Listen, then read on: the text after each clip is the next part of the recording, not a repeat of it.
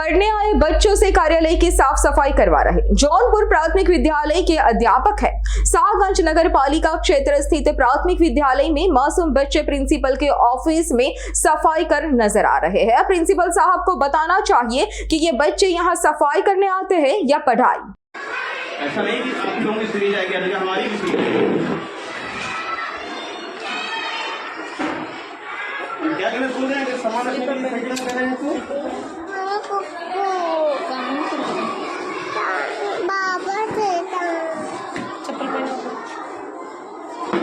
आप हमारे नहीं, हम सब कह रहे हैं कि आप इससे रजिस्ट्री करा दिए हैं।